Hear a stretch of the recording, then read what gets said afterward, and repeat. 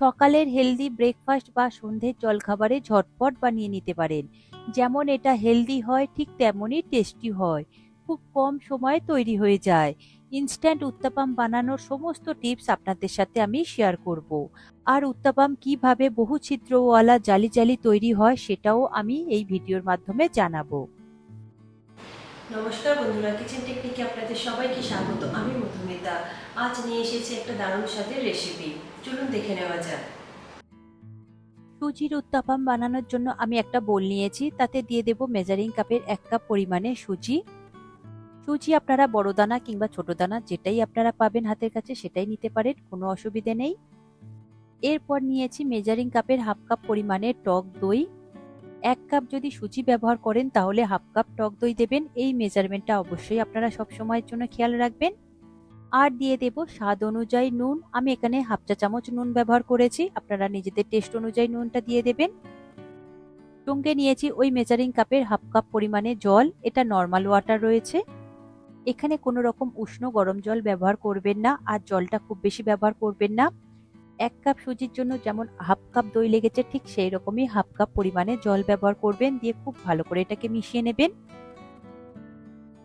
দেখুন আমি হ্যান্ড উইস্কের সাহায্যে খুব ভালো করে মিশিয়ে নিচ্ছি, আপনারা চাইলে এটা কোনো রকম চামচ বা খুন্তির সাহায্যে মিশিয়ে নিতে পারেন। মিশানো হয়ে গেলে এটা আপনারা ঢাকা দিয়ে 20 থেকে 25 মিনিটের জন্য রেস্টে রেখে দেবেন। বেশি সময় ধরে রেস্টে রাখলে এই সুজিগুলো খুব সুন্দরভাবে ফুলে বড় হয়ে যায়, আর হাতে যদি কম সময় থাকে তাহলে আপনারা 10 থেকে 15 মিনিট মতন রাখতে পারেন।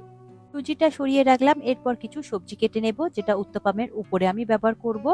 দেখুন আমি নিয়েছি টমেটো, পেঁয়াজ আর কাঁচা লঙ্কা। বাচ্চারা যদি খায় তাহলে কাঁচা লঙ্কাটা আপনারা স্কিপ করতে পারেন। এবার কাঁচা লঙ্কাটা আমি খুব ছোট ছোট করে কুচিয়ে নেব। আমি এখানে 3টে লঙ্কা নিয়েছি, নিজেদের টেস্ট অনুযায়ী আপনারা নিজেদের স্বাদ অনুযায়ী নিয়ে নেবেন। লঙ্কা কাটা হয়ে গেলে সরিয়ে রাখবেন। এরপর নিয়েছি পেঁয়াজ। পেঁয়াজ আমি এখানে অর্ধেকটা ব্যবহার করব। অর্ধেক পেঁয়াজ আমি খুবই ছোট ছোট করে মিহি করে কুচিয়ে নেব। দেখুন পেঁয়াজ আমার কুচানো হয়ে গিয়েছে, এটা সরিয়ে রাখলাম। এরপর নিয়েছি টমেটো। টমেটো আমি এখানে অর্ধেক ব্যবহার করব। টমেটো আমি খুবই ছোট ছোট করে কুচিয়ে নেব। আপনারা যে সবজি ব্যবহার করবেন সেটা ছোট ছোট করেই কুচিয়ে নেবেন। এখানে আপনারা আরো সবজি ব্যবহার করতে পারেন, ক্যাপসিকাম কিংবা গাজর। টমেটো আমার কুচানো হয়ে গিয়েছে, এটা এবার আমি সরিয়ে রাখবো। এরপর নিয়েছি অল্প করে একটু ধনেপাতা। ধনেপাতাটাও আমি খুবই ছোট ছোট করে কুচিয়ে নেব। দেখুন ধনেপাতাও আমি মিহি করে কুচিয়ে নিয়েছি। এগুলোকে একটা বোলের মধ্যে নিয়ে নেব। ধনেপাতাটা আমি আগে থেকে সরিয়ে রাখলাম। একটা বোল নিয়েছি, তার মধ্যে নিয়ে নেব কাঁচা লঙ্কা, টমেটো আর পেঁয়াজ কুচি। এই সবজির মধ্যে সামান্য একটু নুন দিয়ে দেবেন, দিয়ে খুব ভালো করে মিশিয়ে নেবেন। যদি এটা বাচ্চারা খায় সেক্ষেত্রে কাঁচা লঙ্কাটা স্কিপ করবেন, করে এখানে অল্প করে একটু গোলমরিচ গুঁড়ো ছড়িয়ে দেবেন, দিয়ে খুব ভালো করে মিশিয়ে নেবেন। মিশানো হয়ে গেলে এটা সরিয়ে রাখবেন। এরপর দেখুন নিয়েছি সুজিটা। আমি 25 মিনিট পরে সুজিটা খুলে আপনাদের দেখাচ্ছি। দেখুন সুজিটা কতটা বেড়ে গিয়েছে, অনেকটাই ফুলে গিয়েছে, আর যেটা জল জল ভাব ছিল সেটা একদমই টেনে শুকিয়ে গিয়েছে। দেখুন খুন্তির সাহায্যে মিশিয়ে আপনাদের দেখাচ্ছি কতটা টাইট হয়ে গিয়েছে। এরপরে এই সুজিটাকে আপনারা একটা মিক্সিং জারের মধ্যে নেবেন। দেখুন মিক্সিং জারের মধ্যে সমস্ত সুজিটা নিয়েছি, আর সেই সুজির মধ্যে দিয়ে দেব 1/4 কাপ জল। এখানে জলের পরিমাণটা খুব বেশি দেবেন না, সামান্যই দেবেন। প্রথমে অল্প অল্প করে দিয়ে পেস্ট করে নেবেন। খুব বেশি জল হয়ে যায় তাহলে কিন্তু খুব বেশি পাতলা হয়ে যাবে, উত্তপামটা একদমই ভালো হবে না, কারণ উত্তপামটা অনেকটাই ঘন করতে হবে ব্যাটারটা। আমার এখানে 1/4 কাপ পরিমাণে জল লেগেছে। এরপরে খুব ভালো করে এটাকে পেস্ট করে নিতে হবে। দেখুন খুব সুন্দর করে আমি পেস্ট করে নিয়েছি, আপনাদের আমি দেখিয়ে দেবো যে কতটা ঘন আর কতটা মোটা রাখতে হবে। দেখুন একদম পেস্ট করে নিয়েছি, কতটা সুন্দর স্মুথ হয়েছে, একদম ঘন রয়েছে। এর থেকে বেশি কিন্তু পাতলা করবেন না। যদি আপনাদের ক্ষেত্রে পাতলা হয়ে যায় সেক্ষেত্রে আপনারা আবারও একটু সুজি আর দই ভিজিয়ে রাখবেন, তারপরে এটার সাথে পেস্ট করে নেবেন, দেখবেন ঘন হয়ে যাবে। তাই বলে পাতলা অংশটা আপনারা ময়দা কিংবা কর্নফ্লাওয়ার কিছু দিয়ে ঘন করবেন না, একদমই ভালো হবে না উত্তপামগুলো। দেখুন উত্তপামের ব্যাটারটা কতটা ঘন রয়েছে, কতটা মোটা রয়েছে, এই রকমই করবেন। এবার এই ব্যাটারের মধ্যে দিয়ে দেব 1/2 চা চামচ বেকিং সোডা। বেকিং সোডা দিলে উত্তপামগুলো খুব সুন্দর ফুলে বড় বড় হবে আর জালি আকার তৈরি হবে। আর বেকিং সোডার পরিবর্তে আপনারা ইনো ব্যবহার করতে পারেন, তবে ইনো থেকে বেকিং সোডার রেজাল্টটা কিন্তু বেশি ভালো আসবে। সোডা দেওয়ার পরে খুব ভালো করে মিশিয়ে নেবেন, দেখবেন কয়েক সেকেন্ডের মধ্যেই কত সুন্দর বাবেলস আকার তৈরি হবে। বাবেলস আকার তৈরি হওয়া মানেই বেকিং সোডাটা খুব সুন্দরভাবে অ্যাক্টিভেট হতে শুরু করেছে। উত্তপমের সমস্ত কিছু আমার রেডি হয়ে গিয়েছে। এবার এটা ভেজে দেখিয়ে দেব। তার জন্য একটা ফ্রাই প্যান নিয়েছি। ফ্রাই প্যানটা গরম হলে তাতে দিয়ে দেব অল্প করে একটু সাদা তেল। তেলটাকে ব্রাশ করে দেব যাতে চারিদিকে সমানভাবে তেলটা লেগে যায়।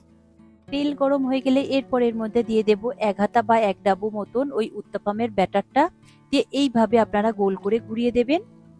তবে এটা খুব বেশি পাতলা করে করবেন না, এইরকমই মোটা রাখবেন আর একটু ছোট সাইজ করেই করবেন। দেখুন এইভাবে ঘুরিয়ে দেওয়ার পরে সাথে সাথে আপনারা যে সবজিটা আমরা নুন মাখিয়ে রেখেছিলাম সেটা প্রয়োজন মতন আপনারা অল্প অল্প করে দিয়ে দেবেন। তারপরে ধনেপাতা দিয়ে দেবেন, দিয়ে এটাকে ঢাকা দিয়ে দেবেন ১ মিনিটের জন্য। আর গ্যাসের ফ্লেমটাকে আপনারা মিডিয়ামে রাখবেন। আর একটা জিনিস নিশ্চয়ই খেয়াল করেছেন যে এটা ব্যাটারটা দেওয়ার সাথে সাথেই কেমন সুন্দর জালি জালি আকার তৈরি হয়েছে। এই রকমই যদি জালি জালি আকার তৈরি হয় তাহলে কিন্তু উত্তাপামগুলো খেতে বেশি ভালো লাগে, ভীষণই সফট হয়, একদম রুটির মতন হয় না, আর ভিতরটা খুব সুন্দরভাবে সফট হয়ে থাকে, জালি জালি আকার তৈরি থাকে। ১ মিনিট পরে ঢাকা খুলে আপনাদের দেখাচ্ছি। দেখুন উপর থেকে একদম রেডি হয়ে গিয়েছে, নিচ থেকেও খুব সুন্দরভাবে রেডি হয়ে গিয়েছে। এরপর অল্প করে একটু তেল চারি সাইডটা দিয়ে দেবেন। দেওয়ার পরে খুন্তির সাহায্যে হালকা করে একটু উল্টে দেবেন। উল্টে দিয়ে ওই সাইডটাকেও আপনারা ওই ৩০ থেকে ৪০ সেকেন্ড মতন রেখে দেবেন। দেখুন কত সুন্দরভাবে ফ্রাই প্যান থেকে ছেড়ে গিয়েছে, একদমই কিন্তু আটকে যায়নি। এরপরে এটাকে তুলে নেবেন। এটা কিন্তু একদমই কাঁচা নেই, এইভাবেই খুব তাড়াতাড়ি তৈরি হয়ে যায়। নিচের সাইডটা হালকা লাল লাল হয়ে ভাজা হলেও উপরের সাইডটা এইরকমই সাদা সাদা রাখবেন, তাহলে দেখতে আর খেতে দুটোই কিন্তু বেশ ভালো লাগবে। দেখুন একটা উত্তাপাম আমার রেডি হয়ে গিয়েছে, এটাকে আমি একটা প্লেটের মধ্যে রেখে দেব। আরো একটা বানিয়ে আমি আপনাদের দেখিয়ে দেব কতটা সহজ এটা বানানো।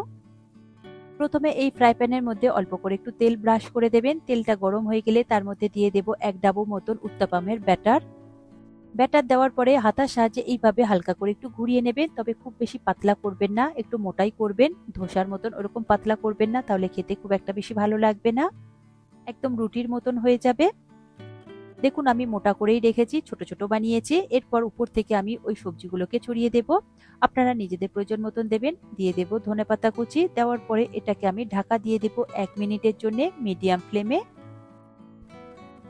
১ মিনিট পরে আমি ঢাকা খুলে দেখছি, দেখুন কত সুন্দরভাবে উঠে আসছে, একদম আটকে যায়নি। এরপর সাইড থেকে অল্প করে একটু তেল ছড়িয়ে দেব।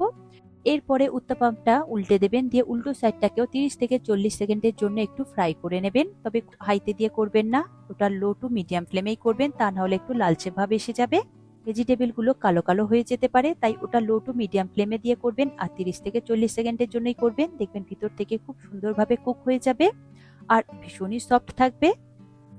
দেখুন আরো একটা হেলদি উত্তাপাম আমার রেডি হয়ে গিয়েছে, প্লেটের মধ্যে আমি সার্ভ করে নিয়েছি। বাকিগুলো আপনারা এইরকম ভাবেই তৈরি করে নেবেন। দেখুন আমার সমস্ত উত্তাপাম তৈরি হয়ে গিয়েছে, একটা প্লেটের মধ্যে আমি সার্ভ করে নিয়েছি। ১ কাপ সুজি দিয়ে এতগুলো আমার উত্তাপাম তৈরি হয়েছে। উত্তাপামগুলো দেখুন ফুলে কতটা বড় বড় মোটা মোটা হয়েছে, আমি হাতে নিয়ে আপনাদের দেখিয়ে দিচ্ছি, আর কতটা সফট রয়েছে সেটা দেখে আপনারা নিশ্চয়ই বুঝতে পারছেন।